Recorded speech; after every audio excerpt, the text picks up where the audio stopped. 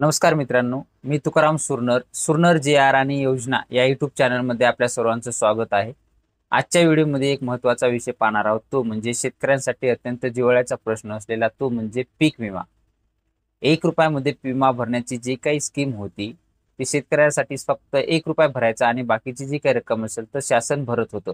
पण ती आता बंद करण्यात आलेलं आहे आणि 9 मे 2025 रोजी एक जे-आर निर्गमित करण्यात आलेला आहे आणि या जे-आरच्या अंतर्गत संपूर्ण राज्यासाठी सुधारित पीक विमा योजना या अंतर्गत नवीन 2025 आणि 26 म्हणजे वर्ष जे काही आर्थिक वर्ष असेल 25-26 याच्यासाठी खरीप हंगामापासून सुधारित पीक विमा योजना राबवली जाणार आहे. ती नेमकी काय आहे ती सविस्तर आजच्या व्हिडिओमध्ये पाहण्याचा प्रयत्न करणार आहोत आपण. तर चला आजच्या व्हिडिओला सुरुवात करूया. विम्याच्या संदर्भात जर पूर्वीपासून जर पाहिलं तर प्रधानमंत्री पीक विमा योजना ही जर पाहिलं तर खरीप हंगाम 2016 पासून केंद्र शासनाच्या मार्गदर्शक सूचनांच्या ह्याच्यानुसार संपूर्ण राज्यामध्ये राबवण्यात येत आहे. राज्यामध्ये जर पाहिलं तर सर्वसमावेशक पीक विमा योजना राबवण्यासाठी मान्यता देण्यात आलेली असून प्रधानमंत्री पीक विमा योजना खरीप हंगाम 2023 ते रब्बी हंगाम 2025-26 हंगामासाठी त्याच्यामध्ये कंपन्या जर पाहिलं तर कृषी विमा कंपनी असेल किंवा ICICI Lombard general insurance company आहे, HDFC Ergo general insurance company आहे, तसेच ओरिएंटल इन्शुरन्स कंपनी आहे, युनायटेड इंडिया इन्शुरन्स कंपनी आहे. त्याच्यानंतर जर पाहिलं तर universal Sompo general insurance company किंवा चोलामंडल असेल, त्याच्यानंतर रिलायन्स असेल, अशा ज्या काही 9 कंपन्या होत्या त्या 9 कंपन्या अंतर्गत अशा निर्णयानुसार त्यांना राबवण्यासाठी येत होत्या.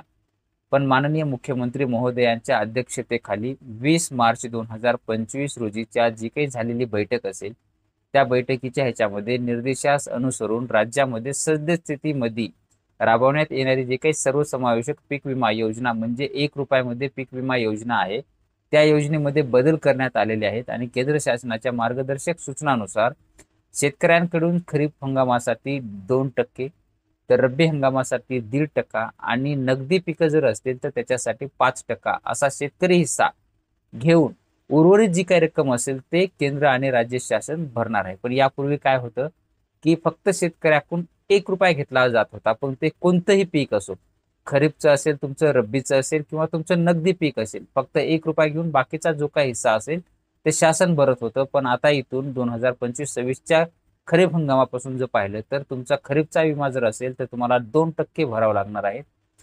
रब्बी हंगामाचा असेल तर तुम्हाला 1.5% रक्कम हिस्सा भरावा लागणार आहे आणि त्याच्यामध्ये तुमचं नगदी पिकं जर असतील तर 5% हिस्सा तुम्हाला भरावा लागणार आहे. म्हणजे ₹1 जेव्हा चालू झालेले होते त्याच्या अगोदर जो काही आपण हिस्सा भरत होतो म्हणजे पैसे भरून विमा भरत होतो त्याच पद्धतीची स्कीम आता परत ही सुधारित पीक विमा योजना सुरू करण्यात आलेली आहे.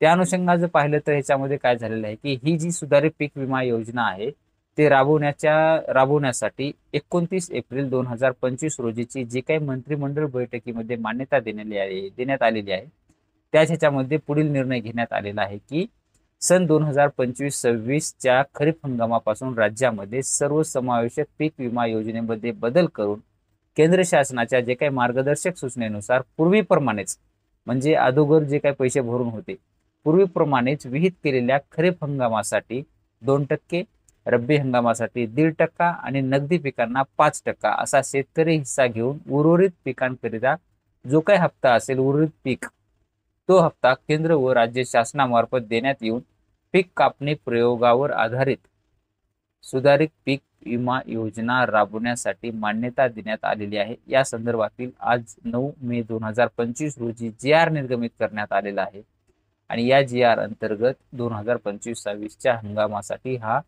सुधारित पीक विमा योजना लागू करण्यात आलेली आहे. सदर योजना जर पाहिलं तर अधिसूचित क्षेत्रामधील जे काही पिकांसाठी किंवा विमा क्षेत्र घटक असेल केंद्र शासनाच्या वेळोवेळी निर्गमित केलेल्या मार्गदर्शक सूचनांप्रमाणे खरीप व रब्बी हंगामासाठी राबवण्यात येणार आहे.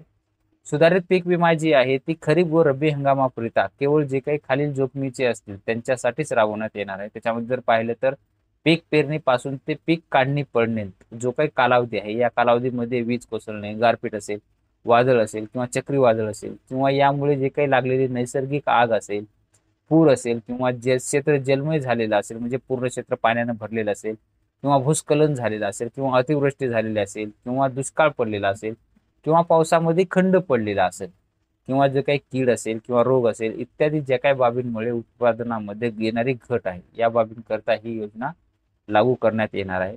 आणि याच योजनेमध्ये शेतकरी जे काही आपलं जे आहे ते केंद्र शासनाच्या मार्गदर्शन सूचनानुसार केंद्र शासनाचे जे काही पीक विमा पोर्टल असेल किंवा सामायिक सुविधा केंद्र म्हणजे CSC केंद्रावरती किंवा बँकेच्या माध्यमातून सुद्धा पीक विमा भरू शकणार आहे. सुधारित पीक विमा योजना ही जर पाहिलं तर खरीप हंगाम 2025 ते रब्बी हंगाम 2025-26 म्हणजे 25-26 या आर्थिक वर्षामध्ये हंगामासाठी जर पाहिलं तर कप अँड कॅप मॉडेल म्हणजेच 80-110 यानुसार जे काही राबवण्यात येईल. तसेच पुढील कार्यवाही येईपर्यंत हीच योजना अशी स्वतंत्ररित्या निर्गमित करण्यात येणार आहे. 2025-26 साठी ही योजना सुरू राहणार आहे. अशा पद्धतीचे एक छोटंसं अपडेट होतं, ते अपडेट आपण पाहण्याचा प्रयत्न केलेला आहे.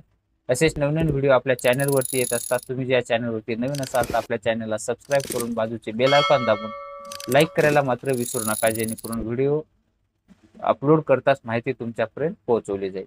भेटूया नवीन माहितीसह नवीन व्हिडिओमध्ये. धन्यवाद.